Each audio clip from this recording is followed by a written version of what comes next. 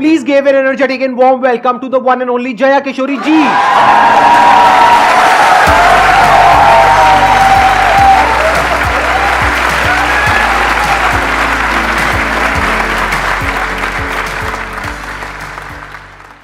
इनकी स्माइल में इतनी पॉजिटिविटी है, आई थिंक इनको कुछ बोलने की जरूरत ही नहीं है. अगर ये पूरे सेशन में यहाँ पर सिर्फ बैठ करके स्माइल करती रहे तो आई थिंक ये सेशन बहुत अच्छा हो जाएगा. इनका एक मोटिवेशनल चैनल भी है. इनफैक्ट आपकी कुछ वीडियोस देख करके मैं खुद मोटिवेट हुआ हूँ, and I am not kidding.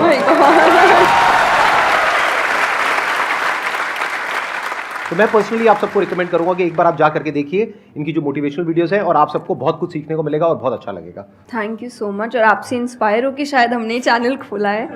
तो मुझे तो लग रहा है मुझे मिल गया उसका अवार्ड कि आप उसको देखते हैं और सुनते हैं.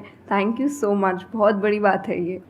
यूट्यूब पे या इंटरनेट पे देखना एक अलग होता है, और जब आप फिजिकली वो चीज़ को फील कर सकते हैं, एक्चुअली एक ऑरा होता है, एक वाइब होता है, वो आपको फेस टू फेस ही मिल सकता है. तो आप सब बहुत लकी है. आज मैं भी लकी हूँ कि मुझे वो ऑरा, वो वाइब महसूस करने को मिल रहा है जो हम यूट्यूब पे ऑल टाइम देखते रहते हैं. और आज तो आप डबल लकी हैं क्योंकि मेरे साथ साथ आपको इनको भी सुनने का मौका मिल रहा है.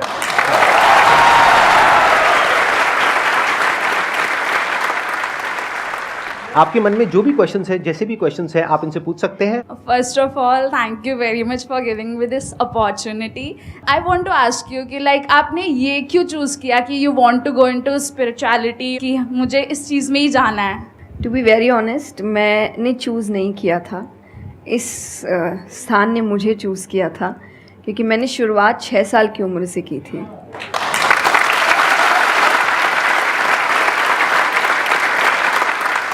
उसमें आपको पता ही नहीं होता है कि करियर क्या होता है, काम क्या होता है. तो मैंने कुछ भी सोचा नहीं था. मेरे सामने चीज़ें आती गई, मुझे अच्छी लगती गई और मैं करती गई. और इसीलिए मैं हमेशा कहती हूँ अपने अंदर के बच्चे को ज़िंदा रखिए, क्योंकि वो कभी भी ये नहीं देखता इससे मेरा फ़ायदा होगा, या उसको अच्छी लगती है चीज़ और वो करता है. तो मैंने वो बचपने में मुझे वो चीज़ अच्छी लगी और मैंने उसको किया, और फिर अपने आप ही सामने चीज़ें आती गई. चाहे फिर वो भजन आए, फिर कथा आई, मोटिवेशनल सेशंस आए, जो जो सामने आता गया और जो जो मुझे लगा कि मेरे बस की बात है, मैं कर सकती हूँ, वो मैंने किया. और फिर मुझे पता ही नहीं चला कि कब सिचुएशन कहाँ हो गई. जब मुझे समझने का मौका मिला कि चलो कुछ बनते हैं, मैं ऑलरेडी बन चुकी थी.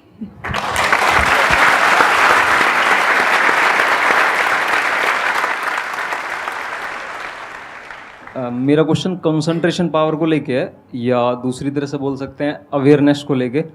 जैसे किसी भी काम पे जो ध्यान लगाने की कैपेबिलिटी होती है वो डिफ़र करती है पर्सन टू पर्सन. मुझे पूछना था क्या कोई इसका बायोलॉजिकल बेसिस भी है, या सिर्फ प्रैक्टिस पे डिपेंड करता है कि किसी की प्रैक्टिस थोड़ी कम है और किसी की ज़्यादा. कई ऐसे एक्सरसाइजेज हैं जो आपको हेल्प करती है कंसंट्रेशन के लिए. तो जो मैं एक्सरसाइज फॉलो करती हूँ वो लिसनिंग प्रैक्टिस है, कि मैं सोने से पहले या सुबह उठ के कुछ देर 5 मिनट्स 10 मिनट्स मैं बिल्कुल शांत माहौल में और मैं साउंड सुनने की कोशिश करती हूँ.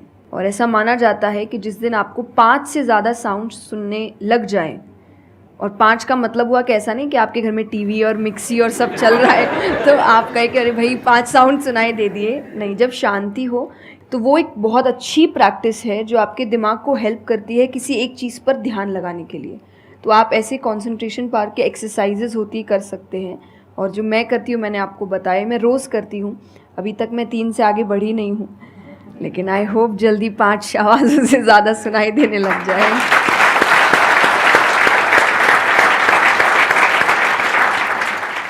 बचपन से जो आपने किया अभी तक वो तो मैटर करता ही है. फॉर एग्जाम्पल, अगर आप बचपन से ही सिर्फ कंप्यूटर पर ही अपना टाइम पास कर रहे हो या मोबाइल पे, जो आजकल बड़ा कॉमन हो गया है, तो आपकी जो कंसंट्रेशन पावर है वो पैसिव वे में तो अच्छी होगी.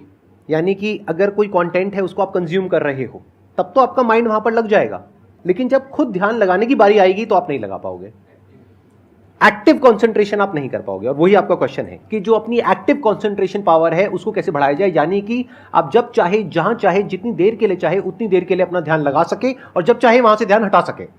इसी को कहेंगे ना कि एक्चुअल में आपका जो ध्यान है वो आपके कंट्रोल में है. नहीं तो इतना कुछ है इस दुनिया में, वो तो सब खींचने के लिए तैयार बैठे हैं आपके ध्यान को, आपकी अटेंशन को। अगर फाइनेंशियली बात करी जाए तो आज की डेट में सबसे ज्यादा जो वैल्यू है वो आपकी अटेंशन की है। जितनी भी कंपनीज हैं उनके लिए सबसे इंपॉर्टेंट है आपकी अटेंशन। अगर आपकी अटेंशन आपके हाथ से निकल जाती है और उनके हाथ में चली जाती है तो वो हो जाएगा जो वो चाहते हैं, यानी उनको प्रॉफिट हो जाएगा, आपको नुकसान होता है हो जाए। तो अब सवाल उठता है उसको कैसे बढ़ाया जाए। चेस बहुत अच्छा तरीका है उसको बढ़ाने का। स्पोर्ट्स से आपकी कंसंट्रेशन पावर बढ़ती है। जैसे मुझे बैडमिंटन बहुत पसंद है, तो बैडमिंटन में सारा ध्यान कहां पर होता है, शटल के ऊपर, और कोई थॉट माइंड में आ ही नहीं सकता, क्योंकि अगर वो आया तो शटल से आपका ध्यान हट गया और आप हार जाओगे। तो sports is another way of doing it. उसके अलावा जैसे इन्होंने बताया लिसनिंग, अगेन वेरी पावरफुल। बहुत तरह की साउंड्स हैं, बहुत तरह की वाइब्रेशंस हैं इस यूनिवर्स में, बट हमारा ध्यान नहीं है उसकी तरफ। कुछ ग्रॉस है, कुछ सटल है। तो जैसे जैसे हम सटल जाते हैं तो ऐसी बहुत सारी वाइब्रेशंस हमारी पकड़ में आती है जो नॉर्मली लोगों की पकड़ में नहीं आ पाती है। क्यों? क्योंकि उनका ध्यान दो जगह पे होता है, या तो इस दुनिया में जो कुछ हो रहा है वहां पे होता है, या फिर अंदर जो थॉट चल रहे होते हैं वहां पे होता है। इसके अलावा और कहीं नहीं होता है। तो उन वाइब्रेशंस को सुनने के लिए हमको कानों की भी जरूरत नहीं है। इवन विदाउट योर ईयर्स, अपने कान बंद करके भी आप सुन सकते हो उन साउंड्स को। तो शुरुआत वहां से करो, धीरे धीरे आप देखोगे आपका जो ध्यान है वो आपकी पकड़ में आने लग जाएगा।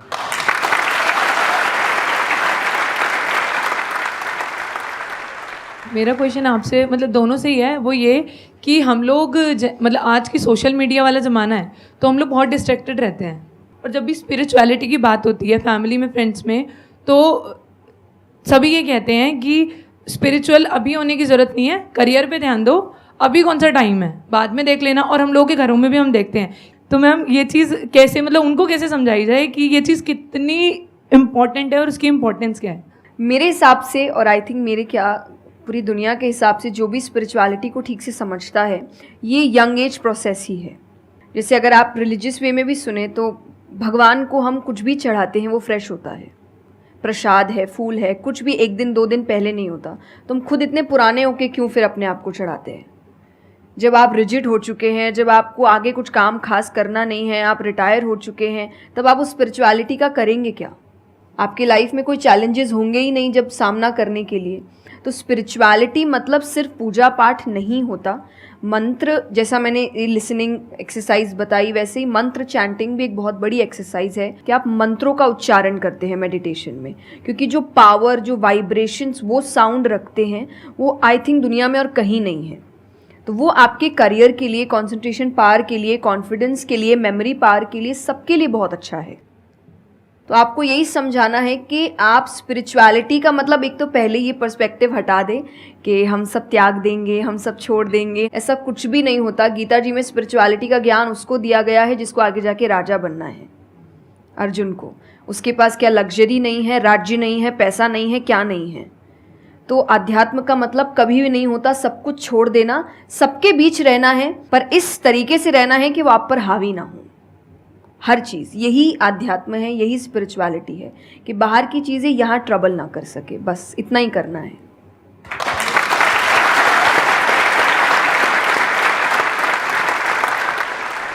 अर्जुन कह रहा है कि क्या मैं सब कुछ छोड़ छाड़ के चला जाऊं? और भगवान कृष्ण उसको क्या बोल रहे हैं कि अभी जो तुम्हें करना है उस पर ध्यान दो। सब कुछ छोड़ना सॉल्यूशन नहीं है। खुद को पहचानो कि तुम क्या हो। जो प्रॉब्लम की पूरी जड़ थी वहां पर, वो ये थी कि अर्जुन भूल गया था कुछ देर के लिए कि वो एक्चुअल में कौन है, जैसे हम भूल जाते हैं। तो भगवान उसको याद दिलाने का काम कर रहे हैं कि तुम एक योद्धा हो, तुम्हारा काम है लड़ना धर्म के लिए। तो भगवान उसको वो ज्ञान दे रहे हैं। ऐसे ही अगर आप एक स्टूडेंट हो तो आपका काम क्या है? पढ़ाई करना। अब आपको देखना है कि उसमें ये जो बातें हैं, इनकी बातें, मेरी बातें, या कहीं भी हमारे जो स्क्रिप्चर्स में बातें हैं, वो किस तरह से आपको काम आ सकती है वो करने में, जो अभी आपकी लाइफ की इस स्टेज में, इस पॉइंट पर आपके लिए करना सबसे इंपॉर्टेंट है।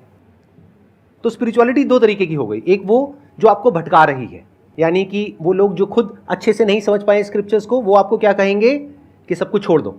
और दूसरे वो जो एक्चुअल में समझ गए हैं कि क्या बात करी जा रही है, तो वो आपको क्या कहेंगे कि जो भी कर रहे हो उसको करो, अच्छे से करो, पूरे ध्यान से करो, पूरी ईमानदारी से करो, उसमें कोई कमी मत छोड़ो, क्योंकि यही आपको हेल्प करेगी लाइफ में आगे कुछ भी करने के लिए। अगर आज आप अपने काम को ढंग से नहीं कर पा रहे, तो कल अगर स्पिरिचुअलिटी में आपको कोई इंक्वायरी करनी है, स्क्रिप्चर्स को समझना है, क्या वो आप ईमानदारी से कर पाओगे? आप अगर अपना काम ठीक से कर रहे हैं, आपके इंटेंशंस अच्छे हैं, आप ऑनेस्ट हैं, आप पेशेंस रख रहे हैं, आप स्पिरिचुअल हैं। तो इसीलिए आपको बस अपना काम जो उन्होंने सही कहा एकदम ठीक से ईमानदारी से करना है, क्योंकि अगर यहाँ ईमानदार नहीं, क्योंकि जो आपका काम है तो फिर कहीं और तो ईमानदारी की फिर बात ही क्या कर सकते हैं हम। मैम मेरा आप दोनों से ही है मेरा क्वेश्चन कि रियल फ्रेंडशिप का एसेंस आज खोते जा रहा है। हम सैटरडे संडे को पार्टी तो कर रहे हैं फ्रेंड्स के साथ, लेकिन जब रियल फ्रेंडशिप का टेस्ट होता है तो most of the friends fail हो जाते हैं, और हम भी फेल हो जाते हैं उसमें अपने दोस्तों। हम ये तो भूल जाते हैं कि वो हमारे दोस्त नहीं है अच्छे, तो हम भी तो नहीं हैं। तो ये चीज़ हम रियल फ्रेंडशिप को आज कैसे वापस उसके एसेंस को रीजनरेट करें और खुद भी दूसरों के अच्छे दोस्त बने। दोस्ती बहुत बहुत ज़रूरी होती है, और इस पे भी मेरा एक छोटा सा वीडियो है कि आप फ्रेंड्स को आइडेंटिफाई कैसे करें, या वही जो क्वालिटीज़ है वो खुद में भी कैसे लाएं।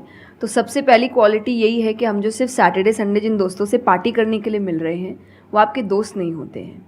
वो आप बस एंटरटेनमेंट के लिए, आपको मस्ती करना है, मज़ा करना है तो आप मिल रहे हो, लेकिन एक्चुअल जो आपके दोस्त होते हैं ना, वो आपको भी सिखाते हैं, आप उनको भी सिखाते हैं, वो आपके साथ ग्रो करते हैं।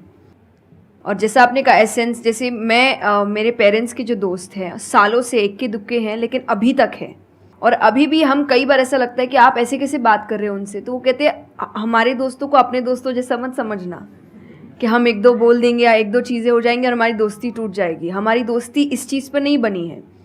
वो अगर महीनों भी एक दूसरे से नहीं मिल रहे हैं या एक साल तक भी उन्होंने बात नहीं की है, वो एक साल बाद भी फ़ोन करते तो वो वैसे ही होते जैसे वो एक साल पहले थे, जहाँ उनकी बात छूटी थी बिल्कुल वैसे।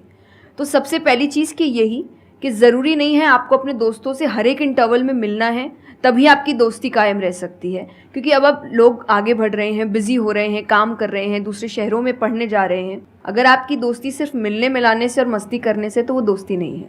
तो ये सबसे पहली चीज़ है कि जो आपको आपके सिचुएशन को समझे, वाइस वर्सा आप उसके सिचुएशन को समझिए कि दोस्ती है पर ज़िंदगी भी है, काम भी है, मेहनत भी है, परिवार भी है। सबसे बड़ी तपस्या, सबसे बड़ा तप मैं कहती हूँ गृहस्थ जीवन ही है। Thank you for the compliment. उसमें आपको इतना कुछ करना पड़ता है, वो एक सिचुएशन को समझना ज़रूरी है। दूसरा, आजकल जो एक ट्रेंड बन चुका है कि फ्रेंड्स सपोर्टिव होने चाहिए, तो सपोर्टिव का मतलब ये नहीं कि तुम गलत भी करो, तो जो कर्ण और दुर्योधन की दोस्ती थी कि नहीं भाई पाप भी कर, मार, गलत कर, मैं तो साथ खड़ा हूँ, ये दोस्त नहीं होते। ये बहुत बड़ा पॉइंट बोला है इन्होंने, अभी इसके बारे में मैं बात करूँगा। ये दोस्त नहीं होते हैं। दोस्त आपको आपके पास खड़े रहेंगे सपोर्ट में, लेकिन ये हर वक्त बताएंगे कि तुम गलत हो, तुम गलत कर रहे हो, इसकी सज़ा मिलेगी। तो ये सच्चे दोस्त होते हैं। तो आप या तो कहते हैं ना कि कृष्ण जैसे दोस्त बनो, खुद ही बनो। बात यहीं आती है, कृष्ण जैसे ढूंढने से पहले कृष्ण जैसे दोस्त बनो, कि जो हर वक्त बताने। कृष्ण कभी अलग नहीं हुए अर्जुन से। जब वो कहने लगा कि मैं नहीं लड़ सकता, ये नहीं, उन्होंने उस वक्त बहुत डांटा कि क्षत्रिय है, ये तरीका है बात करने का, ऐसे बोलते हैं तो इतना बड़ा महाबाहु है, बड़े बड़े नाम बताए, याद दिलाया कि तुम कितने अच्छे हो। तो सबसे बड़ा दोस्त का आई थिंक क्वालिटी यही है, जो सपोर्टिव है लेकिन गलत चीज़ों में नहीं है, वो हर वक्त सही के लिए आपके पास खड़े हैं। और तीसरा जो मैं सबसे अच्छा कहती हूँ कि आपकी और उनकी मेंटालिटी मैच होनी चाहिए। आपको ये समझना है कि अगर मेंटालिटी एक नहीं होगी तो भले ही आप अपने पेरेंट्स को कितना ही कह ले कि हम कुछ नहीं करेंगे, अरे हम तो सिर्फ घूम रहे हैं, अरे हम वैसा कुछ नहीं करेंगे, करोगे, एक ना एक दिन ज़रूर करोगे, क्योंकि ये ह्यूमन नेचर है। आप जिसके साथ ज़्यादा समय बिताते हो, धीरे धीरे उसकी क्वालिटीज़ कुछ आपके अंदर आती है। तो ज़रूरी है कि वो बिहेवियर, वो पैटर्न, वो मेंटालिटी, वो माइंडसेट मैच होनी चाहिए दोनों की, तभी आप एक साथ ग्रो कर सकते हैं। वरना वही सैटरडे संडे मिलना और ज़िंदगी ख़राब करना, यही हो पाएगा बस। Excellent point. ये समझना इतना इंपॉर्टेंट नहीं है कि दोस्ती क्या है, ये समझना ज़्यादा इंपॉर्टेंट है कि दोस्ती क्या नहीं है। अगर आपका जो दोस्त है वो कुछ गलत कर रहा है तो उसका साथ देना दोस्ती नहीं है, क्योंकि अगर आप गलत में भी उसका साथ दोगे तो वो और पावरफुल हो जाएगा, वो और बड़ा गलत काम करेगा। मानो आपका दोस्त पी करके गाड़ी चला रहा है, तो दोस्ती ये नहीं है कि उसको बोलना कि हाँ चल कर कर कर कर कोई नहीं, और बड़ा और बड़ा और बड़ा नहीं। उस वक्त क्या बोलना, गाड़ी रोक, मैं उतर रहा हूं। अब उसके बाद आपका क्या होगा वो बाद में देखेंगे, वो डिपेंड करता है कि आपको कहाँ उतारा उसने। जो इन्होंने एग्जाम्पल दिया दुर्योधन वाला, बहुत इंपॉर्टेंट है वो समझना। ऐसे लोगों से दूर रहो, ये दोस्ती है। दोस्ती को तोड़ देना दोस्ती होता है बहुत बार। कई बार लाइफ में ऐसा पॉइंट आ जाता है जो एक धर्म संकट के जैसा होता है, जहां पर जा करके आपको साफ नजर आ रहा होता है कि ये जो इंसान है ये सिर्फ अपना ही नहीं मेरा भी सर्वनाश कर देगा। ऐसे लोगों को छोड़ देना दोस्ती है। फिर अगर उसके अंदर इंसानियत वापस से जागती है तो वापस से वो अगर आपके पास में आता है तो ठीक है, नहीं आता है तो कोई बात नहीं, छोड़ दो ऐसे दोस्त को।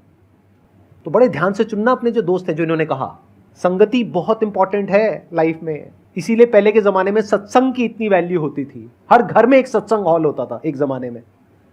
आज जैसे हम सत्संग का नाम सुनते हैं हमारे माइंड में कुछ और ही आने लग जाता है। सत्संग मतलब सत्य के संग। सत्य मतलब वही जो इन्होंने कहा कि जब कोई सही रास्ते पे चल रहा है तो उसका साथ देना, और कोई झूठ के रास्ते पे चल रहा है, कोई गलत काम कर रहा है तो उसका साथ छोड़ देना। तो सत्य के साथ रहना, वो लोग जो सत्य बोलते हैं, वो लोग जो सत्य की राह पे चल रहे हैं, वो लोग जो धर्म की राह पे चल रहे हैं। ये वर्ड सुनने में आपको थोड़े से पुराने लगेंगे, लेकिन अगर इसकी डेप्थ को आप समझोगे तो अंदर से आप समझ पाओगे कि मैं क्या बोल रहा हूं, किस लेवल से बोल रहा हूं। Hello sir, hello ma'am. Ma'am मतलब कई बार हम सुनते भी हैं, बहुत जगह देखते हैं, और कई बार बहुत बार हम पढ़ते भी हैं। मैम मुझे ये पूछना है कि मैम भक्ति क्या है, मतलब भक्ति क्या होती है? आज ये ज़माना अलग हो गया है कि भगवान से भी लेन देन का मामला चल रहा है कि आप मेरा ये काम कर दो तो ये हो जाएगा, और काम एक भी नहीं हुआ तो भगवान बदल ले, कि वही कहीं और माथा टेकते हैं, यहाँ तो काम हो नहीं रहा। तो ये भक्ति नहीं होती। तो एक तो जो परसेप्शन भक्ति का बन गया है कि भजन कीर्तन पूजा पाठ कर लिया और भक्ति हो गई। भक्ति का असल मीनिंग है सरेंडर, समर्पण। और समर्पण व्यक्ति कब करता है? जब पहला चीज़ विश्वास होता है कि वो जो भी करता है वो सही करता है। मुझसे कई बार लोग पूछते हैं कि आप बहुत ज़्यादा डिप्रेशन में नहीं जाते, या कोई आपने सब कुछ देखा है, चाहे स्ट्रगल है, इंसल्ट है, रिजेक्शन है, हर फील्ड में हर चीज़ होती है। अगर आप आगे बढ़ रहे हैं, कोई पोजीशन पे जाने की कोशिश करें तो आपको इनका सामना करना पड़ेगा।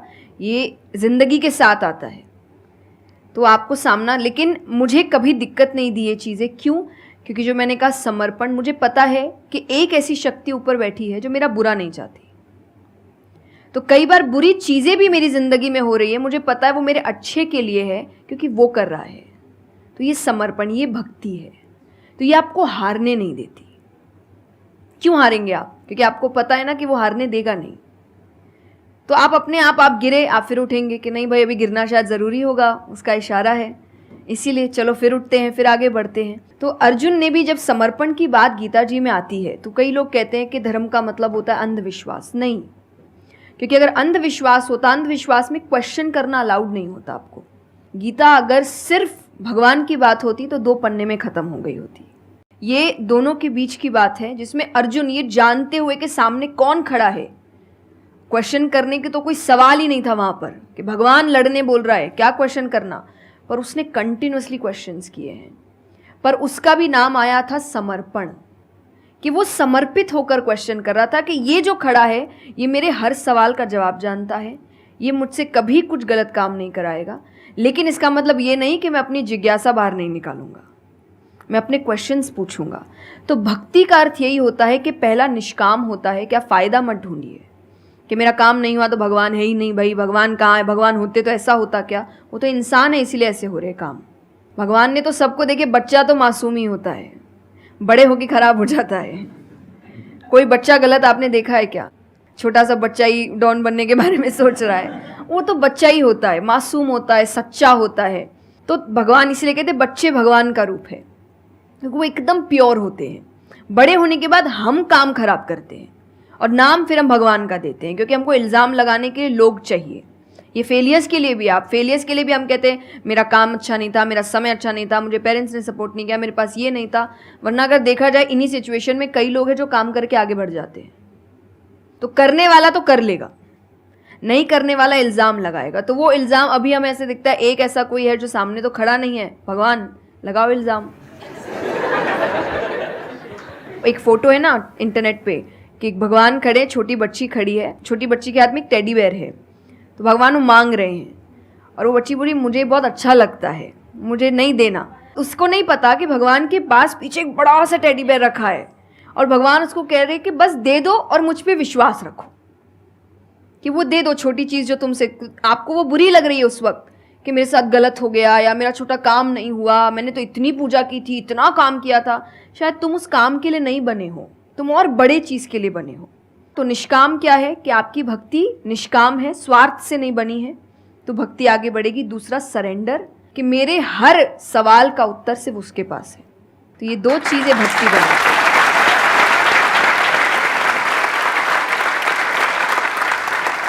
मेरा मन कर रहा है कि मैं बैठ करके बस आराम से आपको सुनता रहूं, मेरे को इतना अच्छा लग रहा है। आप प्लीज थोड़ा सा और बोलिए इसके बारे में, भक्ति के बारे में। मुझे सही में बहुत, कितने लोग चाहते हैं कि थोड़ा और बोले? हाँ, क्योंकि इनसे अच्छा कोई नहीं हो सकता इसके बारे में बोलने के लिए। मेरे को पता है आपके पास में और बहुत कुछ है बोलने के लिए, थोड़ा सा प्लीज और बोलिए। ये दो चीज़ें जो भक्ति में। तीसरा हम जब करते हैं सत्संग, जो उन्होंने कहा सत्संग का एक सत्य के संग, तो सत्य कौन है? जब हम शास्त्रों में देखते हैं सबसे पहला श्लोक जो श्रीमद् भागवत में आता है वो भगवान का स्वरूप बता रहा है। उसमें है सच्चिदानंद रूपाय। सच्चिदानंद का मतलब होता है तीन चीज़ें मिलकर बनती है, वो है सत, चित और आनंद।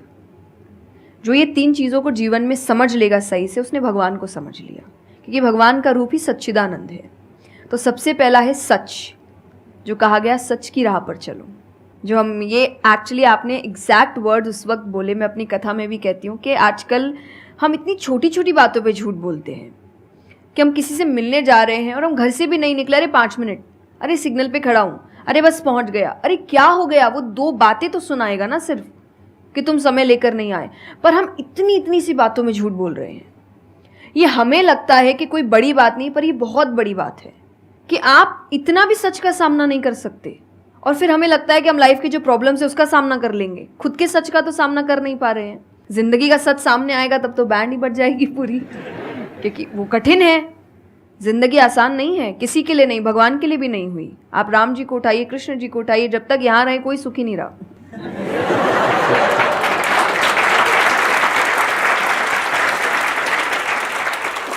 तो सुखी तो कोई नहीं रहा यहाँ पर। आपको सुख खुद ढूंढना पड़ता है, आपको अपना जीवन खुद निकालना पड़ता है अपने चॉइसेस को लेकर। तो इसीलिए पहला सत है। दूसरा चित है, अवेयरनेस। हम अवेयर नहीं हैं चीज़ों को लेकर, हम इग्नोर करते हैं। अवेयरनेस और इग्नोरेंस ये ऑपोजिट्स हो गए कि आप कोई भी चीज़ आपको समझ नहीं आ रही है, नहीं है। मैं अधिकतर नास्तिक लोगों को आप देखिए, उनको अगर पूछे ना भगवान को मानते हैं, तो उनके पास एग्जैक्ट रीजंस नहीं होते कि क्यों नहीं मानते, बस नहीं है, दिखा नहीं, मुझे नहीं दिखा तो नहीं है। तो तुम्हें तो बहुत चीज़ें नहीं दिख रही। मेरे पापा इस पर मैंने एक बार उनसे क्वेश्चन किया था कि बोले तो पापा कैसे जवाब दे? तो पापा बोले उनको पूछना उन्होंने अपने परदादा को देखा था। देखा तो नहीं होगा,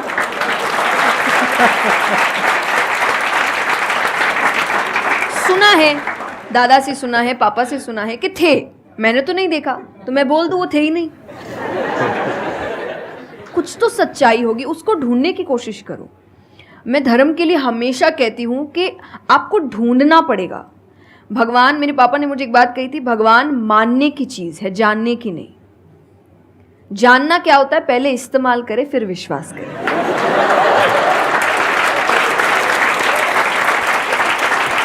कि पहले देखेंगे है कि नहीं है, फिर बताएंगे। तो वो तो भगवान है, वो कहेंगे देख मैं भी घुमाता हूँ। वो भगवान है भाई। उनको अगर आप बोलोगे कि मेरे सामने आ, मुझे दिखा तू है कि नहीं, तो बोलेंगे घूम, नहीं दिखाता, कभी नहीं हुई, नहीं जा। तो भगवान मानने की चीज़ है, मानो वो अपने आप जना देंगे वो कहाँ है। तो भगवान के लिए माना गया कि पहले आपको मानना पड़ता है, दैट इज सरेंडर, कि मैं मानता हूँ, मैं इसीलिए पढ़ रहा हूँ। अधिकतर लोग अभी पढ़ क्यों रहे हैं, जान क्यों रहे, गलत साबित करने के लिए। और दुनिया के लिए भी, आप किसी भी चीज़ को जानने की कोशिश करो तो सिर्फ एक खाली दिमाग से जानने की कोशिश करो, अपने दिमाग से नहीं कि मुझे गलत साबित करना इसीलिए पढ़ता हूँ चलो।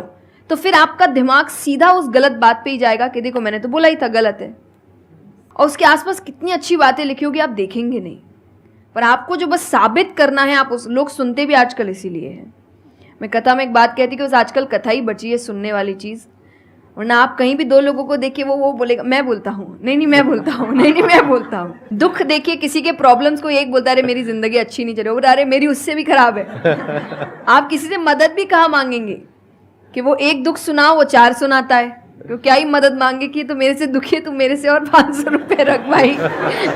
ये तो तो लोग हर वक्त कोई सुनना नहीं चाह रहा, और सुन भी रहे हैं तो इसीलिए कि ताकि बस मैं बोल सकूं, कि ये ख़त्म करे, बस जल्दी से ये चुप हो ताकि मैं बोलूं। तो ये बंद करिए। भगवान ने अर्जुन की पहले पूरी बात सुनी थी, एक बार भी बीच में इंटरप्ट नहीं किया, उसकी पूरी बात सुनी। क्यों? तभी वो आंसर ठीक से कर पाएंगे। अगर आप बीच में हर चीज़ में इंटरप्ट करेंगे, लोगों के ओपिनियंस में इंटरप्ट करेंगे, तो आप उनकी बात को नहीं समझ पाएंगे। जितना सुनेंगे उतना सीखेंगे, क्योंकि बोलोगे तो वही जो आता है, पर सुनोगे तो कई बार ऐसी चीज़ें पता चलेगी जो नहीं पता, जो नहीं आता है। तो सत्संग यही है। आप लोग एक काम करो, अपना मोबाइल ऑन करो और अपने घर पे फोन कर दो कि शाम तक हम यहीं बैठे हैं। मतलब मेरा मन तो नहीं है यहाँ से आज उठने का, मेरा मन है आराम से बैठ करके इनसे सुनने का। मुझे तो बहुत अच्छा लग रहा है, लेकिन आई एम नॉट श्योर कि इनके पास में इतना टाइम होगा या नहीं होगा। आप प्लीज, आई एम सॉरी मैंने आपको इंटरप्ट किया। नहीं नहीं, आप बोलिए। बिल्कुल। हाँ, तो आप यही बहुत अच्छा छोटी बोल रहे हैं। छोटी बातें हैं, देखिए। और आनंद का मतलब एक्चुअली परमानेंट हैप्पीनेस होता है, जो आपको भगवान के साथ ही मिलता है, कि आपको किसी की ज़रूरत नहीं है, बाकी सब कुछ टेम्पररी है। और टेम्पररी खुशियों के लिए भगवान ने अर्जुन को लड़ने के लिए इसलिए नहीं बोला था कि तेरे को राज्य मिल जाएगा, खुशी मिलेगी, पैसा मिल जाएगा। नहीं, एक परमानेंट हैप्पीनेस थी कि मैंने अपना काम अच्छे से किया, उसके लिए लड़ो। तो जो भी काम कर रहे हो परमानेंट क्या है उसमें वो देखो, और ये आपकी सक्सेस पे भी काम आता है। भगवान, जैसे अब हम कहते हैं ना कि दुनिया में कुछ सच नहीं है, संसार सच नहीं, इसका मतलब क्या? छोड़ने के लिए नहीं।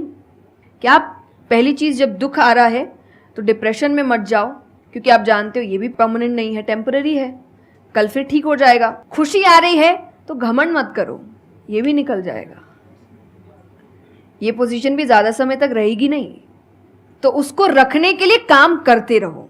तो भगवान हर चीज़ में कहते बैलेंस्ड रहो, और परमानेंट वो है उसके पीछे भागो। तो आप अपने आप ही जो दिखावे की दुनिया है, करते हम सब है और सब कुछ करना चाहिए लाइफ में, सब एंजॉय करिए, पर अगर उसको जानते हुए करोगे कि परमानेंट नहीं है, तो जैसा मैंने कहा वो यहाँ जाएगा नहीं।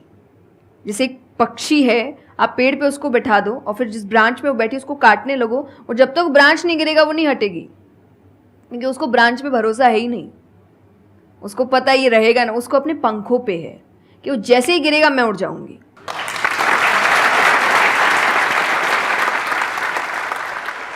एक सॉन्ग अगर आप प्लीज, उस पे हम एंड कर सकते हैं सेशन को। हाँ। अगर आपको कोई प्रॉब्लम ना हो तो हाँ प्लीज।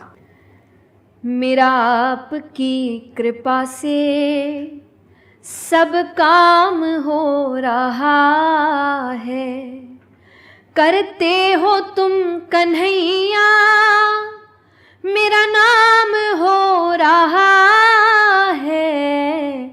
मेरा आपकी कृपा से सब काम हो रहा है। बहुत बढ़िया।